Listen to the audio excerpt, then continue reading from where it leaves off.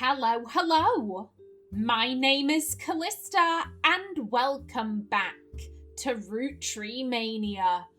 In the last episode, we were exploring Miracle's indiscretion, and we found Mark Clementine, who, at first glance, oh, he was raised by this very religious mother. They were singing in churches. Isn't this lovely? Well, no, apparently he's grown up to be rather scandalous. He was caught smuggling crocodiles over state lines. It's very interesting. Very, very interesting. Now, it has been a wee while since I last recorded. Yeah, we have his mugshot. Where would that be here? No, I'll bet it's... I just want to reread. Yeah, this was about the basket baby. Yes, this. Because there's mention of he famously punched the principal, a man named Billy Sims, and this received national press, so we should definitely look into that. I remember looking over some company accounts, but those seem to be focused on Guy. And again, I like sticking to one line of logic, so I'll reread that some other time. I want to focus in on this. I might also go back to the Williams family, because whilst I was editing the previous episodes, I realised I searched up Sharon Y. I searched up Sharon Y. I don't believe I ever searched Sharon Williams in the papers. So, that might also be a lead. First things first, though. Ooh, you okay? You okay, game? You found this mugshot online. It's Mark Clementine, who was arrested for smuggling reptiles into the United States. Oh dear. Buddy, but yeah, look at that face. Look at that face, and now let's... You grow up into that. I'm so sorry, buddy. I'm so sorry. Now then, let's see. Yeah, we searched up the basket baby thing.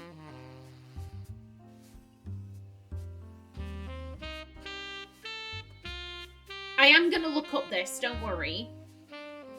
I guess I just very quickly... Does this lead to anything specific? Okay, no, good stuff. Okay, so yeah, tell me about Billy Sims. Billy Sims is the principal of Sandstone Canyon High School, who had his 15 minutes of fame in 1994. Okay, so just 5 years ago, when he was punched by Crocodile Clementine at a graduation ceremony. Pretty much every news organisation, from trustworthy to tabloid, seemed to have their own take on the altercation. It wasn't the punch that captured the nation's attention, however. Instead, it was Billy Sims' matter-of-fact response to the threat and his comments afterwards, as heard in a now famous audio clip from someone who was recording the ceremony. Billy saw Mark hop onto the graduation stage and said, "Sir, you'll want to sit down or we'll have a problem." At that point, Crocodile reportedly sucker punched him in the face. Billy, apparently only slightly dazed, said, "All right, sir, I guess we'll have a problem." Clementine tried to throw another punch, but Sims anticipated it and performed a maneuver that spectators described as a wrestling move mixed with a backward somersault, which immediately brought both men to the floor, with Sims straddling Clementine, keeping him neutralised. Oh my god! As security arrived, the recording captured someone asking, "How did you do that?" And Sims's response was famously, "Trust me, I'm as surprised as anyone." He rolled a nat 20. He rolled a nat 20. Oh my god. Okay, so this does not... Yeah, it was his daughter's graduation. Also, just did I grab? I did grab the Portland Telegraph. Excellent.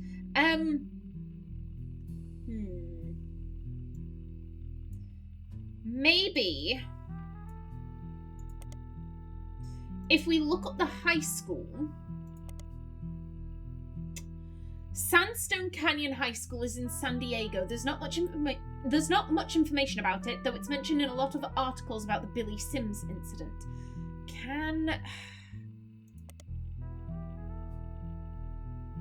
Are any of these in San Diego?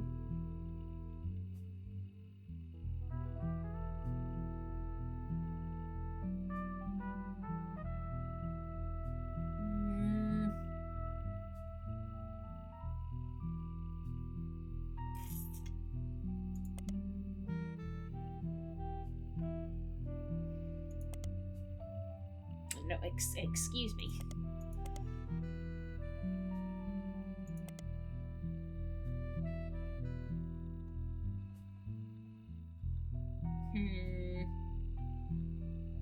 I think if we were to find a San Diego newspaper,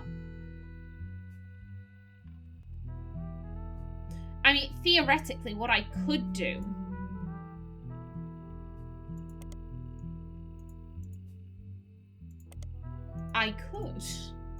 I could go... Ooh, the Butler County Times did report on Billy Sims, but the information seems redundant with the basic information you can find about the incident from the internet.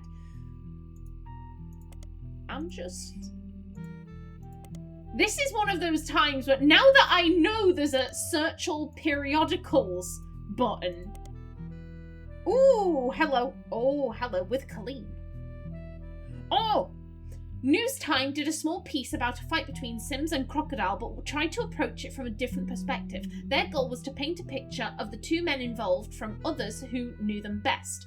Not only did they manage to interview Sims' wife, Carla, as well as multiple staff members at his school, but they hunted down Colleen Webb, Mark's ex-wife. According to the section with Colleen, she and he met when he worked for an airline. She worked at an airport newsstand. He was a drinker and would often have wild mood swings. When he was charged with assault of a fellow pilot in 1975 and lost his job, they divorced. At the time, she was pregnant with their second daughter, and she felt she needed to get out before things got worse. She left him and moved to San Diego to live with her sister, and told her oldest that her dad had to fly planes for the army. She raised them both by herself, and although they never went through the trouble of changing their names legally, they used the Webb name so that nobody would connect them to her ex-husband. Okay. So his ex-wife is called Colleen Webb. Colleen Webb.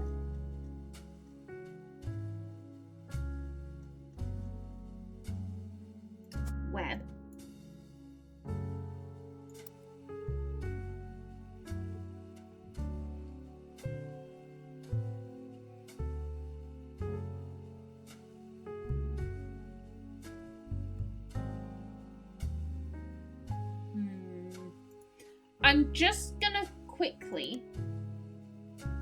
Oh, shit!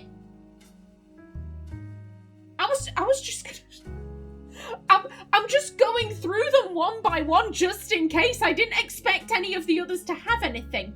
Piketty magazine is kind of sleazy, so they're not afraid to publish a few details that more reputable news publications normally wouldn't. You look up the Billy Sims incident, and it seems they did report on it. You gain a few new bits of information, though it might not be useful. Billy Sims was once arrested for throwing a Molotov cocktail at a company that was found to be testing their products on animals. According to police paperwork, Crocodile Clementine's bail was paid for by Tosterico Jacobson. It was fairly expensive. Piketty interviewed other students that were at the event to find out if anyone knew anything. And the word going around was that Mark Clementine showed up because his daughter, Mary, was graduating that night. Okay. So one of his kids is called Mary. We just don't know which.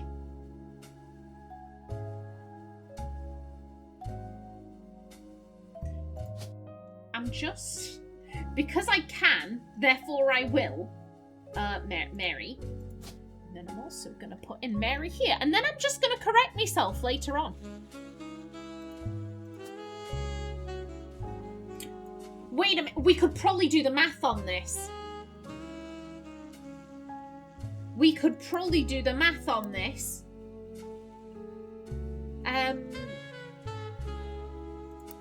Also, you know what? So this is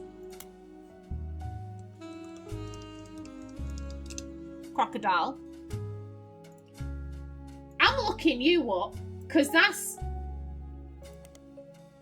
this name intrigues me, so I'm gonna look you up.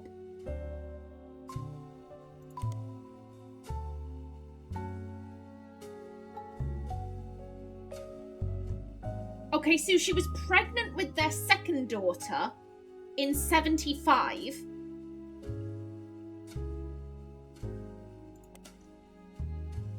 And okay, it was one of the daughter's graduations in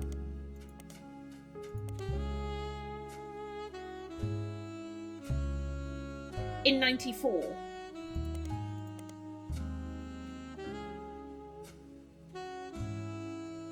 Okay, so 75 to 94 is 5, 15, 19.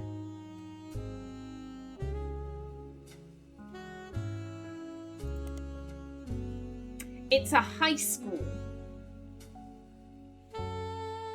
In which I think it's the youngest is Mary. I think, if my math is correct, maybe I'm really bad at math. Like, so bad at math you have no idea. Yeah, I wonder who... Actually, no, we'll go through the rest of them. Oh!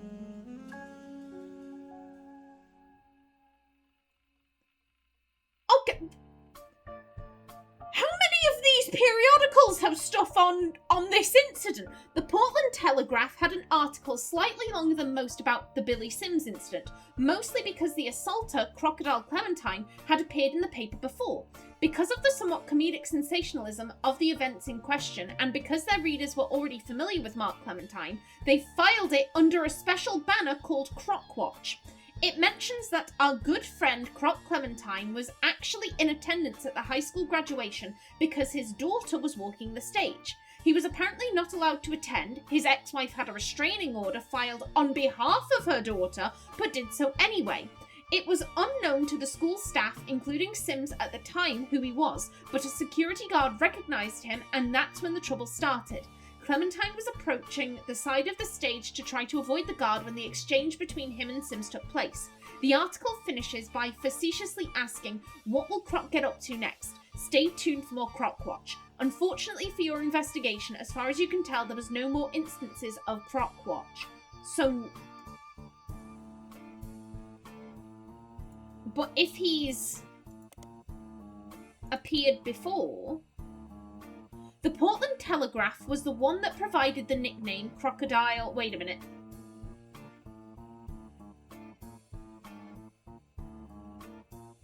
Okay, so this is just going over what we had before, yeah. The Portland Telegraph was the one that provided the nickname Crocodile Clementine and has some details about Crocodile Clementine's first major arrest. He was flying weekly between Los Angeles, Juarez, and Vancouver in a small plane. His flights were very low, literally under the radar. He was only caught because he was bit by a crocodile on the leg and had to call in a mayday because he was losing blood. He tried to tell them that he was a crop duster who somehow cut his leg on a loose piece of metal in the cockpit, but his story seemed very odd, and the controllers quickly alerted the police without informing him. When he landed, they were waiting, and he was promptly arrested. Mate, when you landed, and they come and get you, and they like, oh shit, where's that piece of metal? That piece of metal is shaped suspiciously like a crocodile, and it's breathing, and it's snapping at people. Like, what did you think was gonna happen? What did you think was gonna happen? We won't question it. We won't question it. Okay, there we go. Okay, but that is everything there.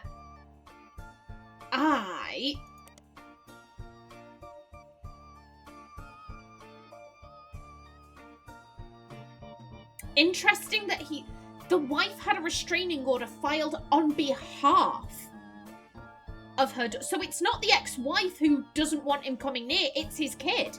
His kid is like, I want the restraining order, but presumably because they're a minor, they couldn't file it themselves, maybe? Ooh. Interesting. Very, very interesting. Now, yeah, show me.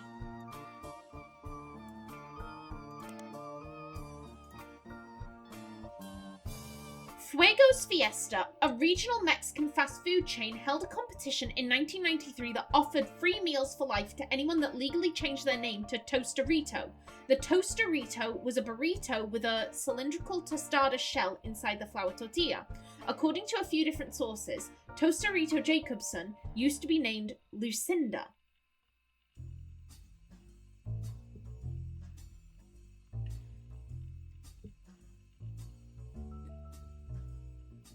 Please.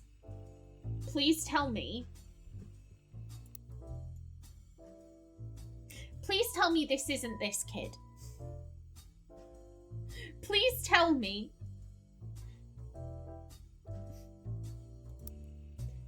Can we... I'm scared. I'm scared.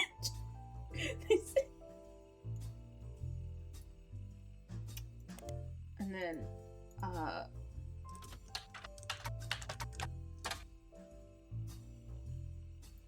I get the feeling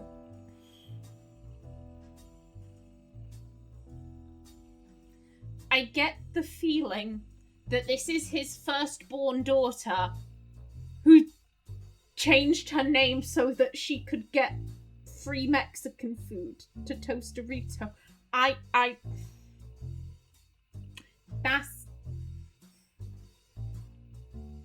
That's not...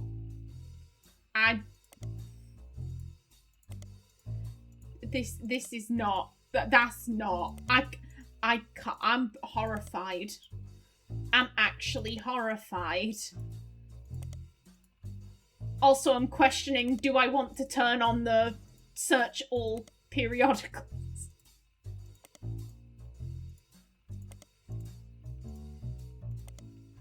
Okay, no.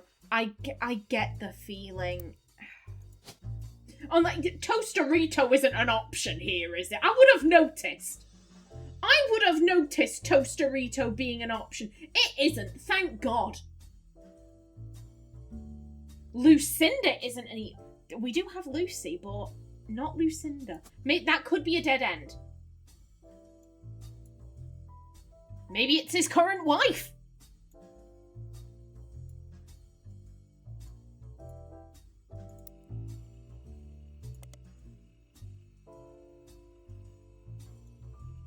Maybe... Okay, no. So this was in 1993.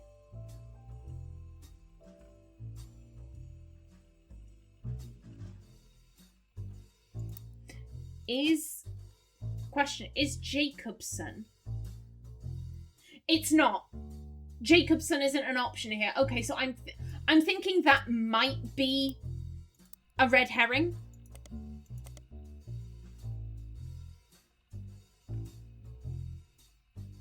It could be their current partner. Yeah, you haven't remarried. So yeah, I'm gonna assume that's your current partner. And we're not gonna question it. I think you never legally changed your name, so I think you are both Clementines. Okay.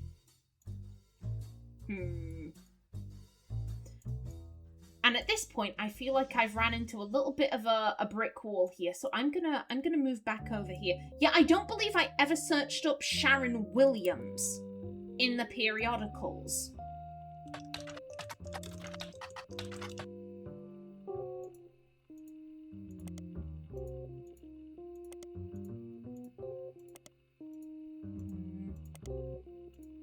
Here's my thought, because she was running a She was running a charity.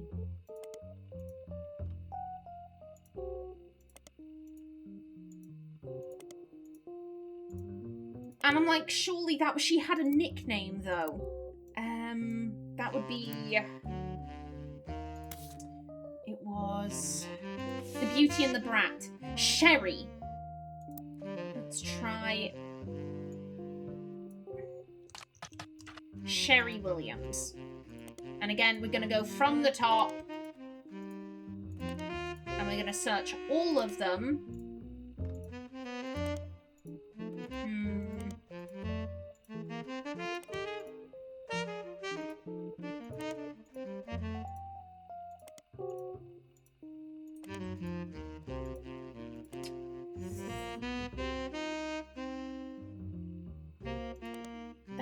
We have to have some way.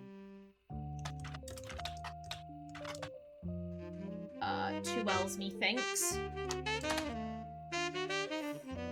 There has to be some way of finding this charity.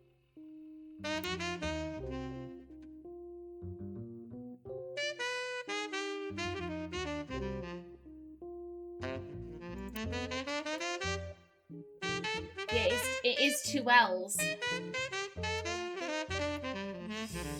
Oh, you sons of bitches. You sons of bitches.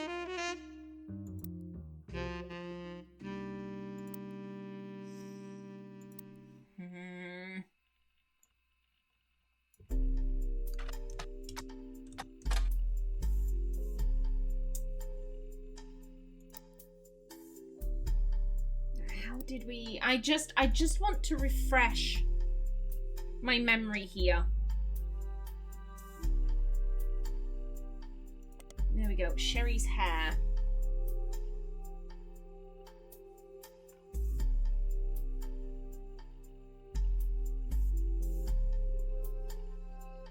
Yeah, they built a charity together.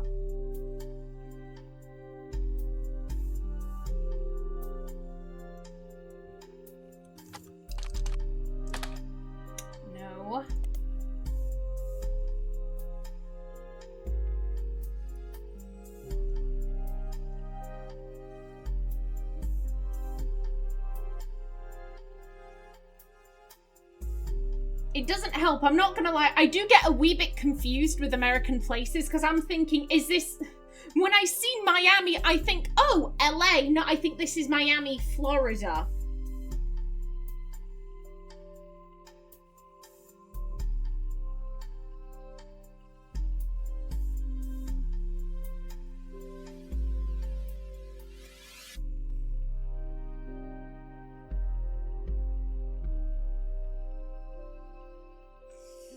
This is...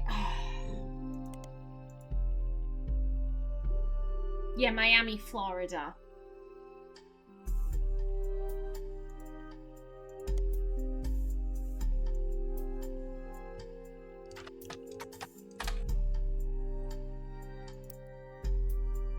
Yeah, I'm spelling Sharon correctly.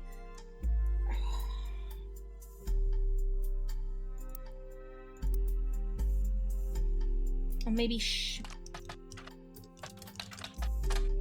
no, okay,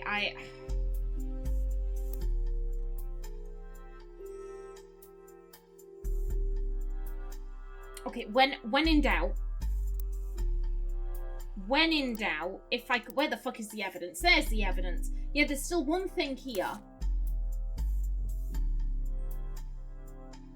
This is a big clue. This is a big clue right here.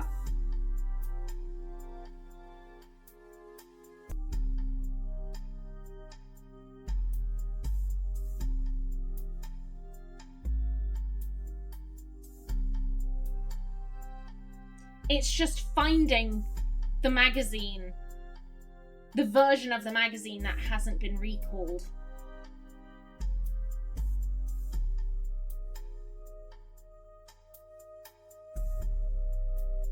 I reckon, because there's been multiple, things about this demonic fish toy. There's been multiple multiple things about it.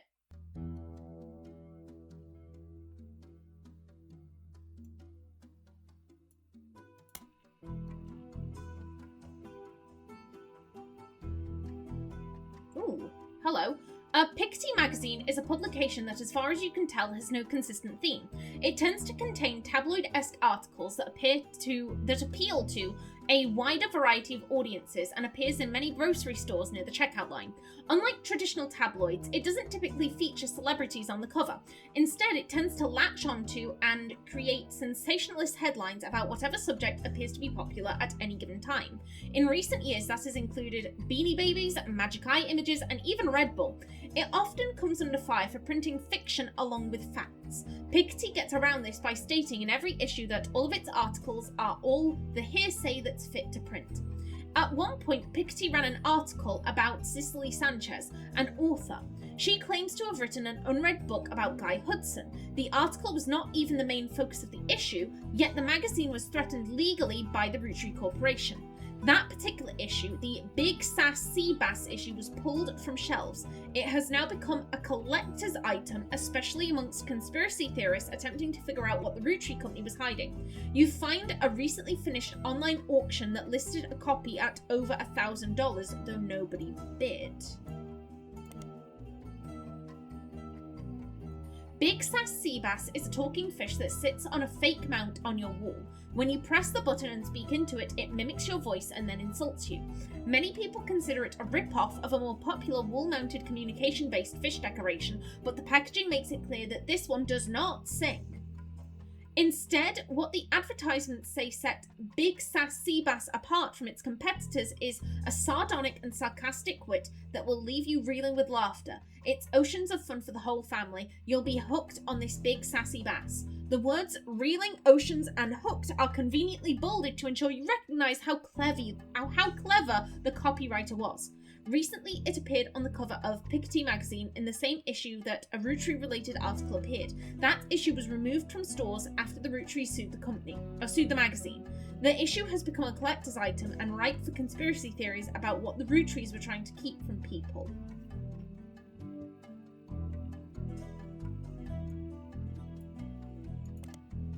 Can we...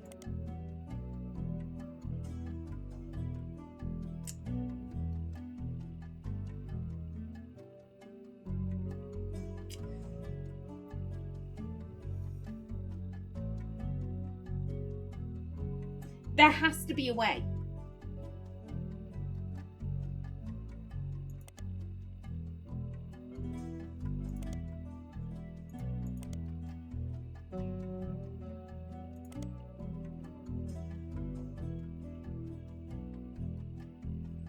Why could we not? Why can we not choose to reach out to the person selling the thing? We have the money. We got Sam's inheritance.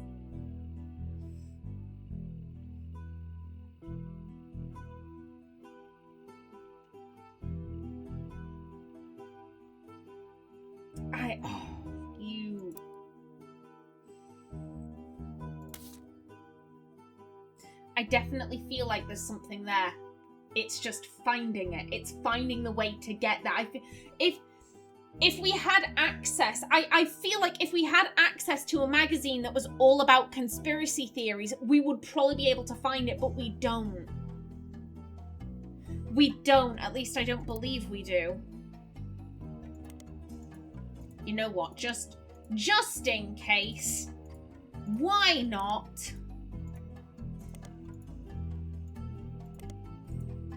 Because you never know. There's the thing on Picty.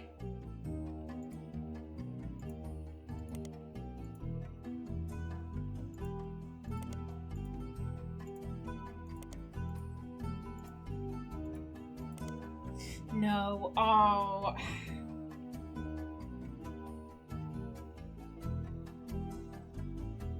I think I'm just gonna have to come back to that.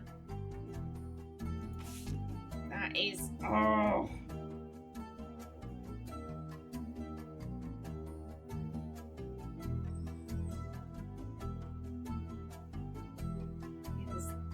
To be fair, we do have 3 more things. I reckon they're probably relating to Guy because I haven't touched Guy so far.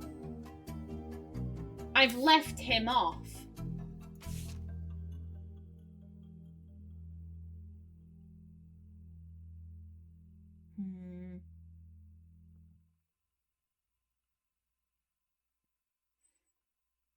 I'm pretty sure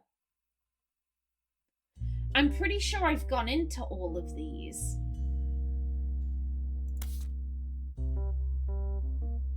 There might be something else, but just...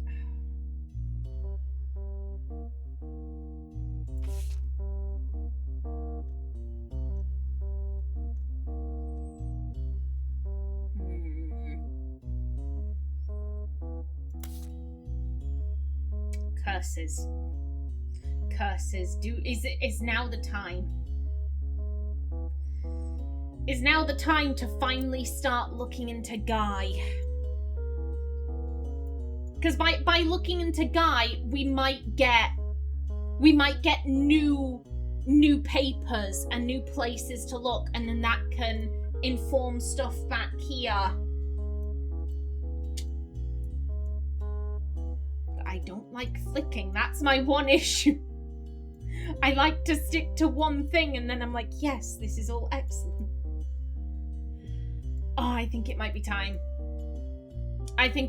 Yeah, so I am out of time for this episode. In the next one, we make a start on Guy. We've left him for long enough.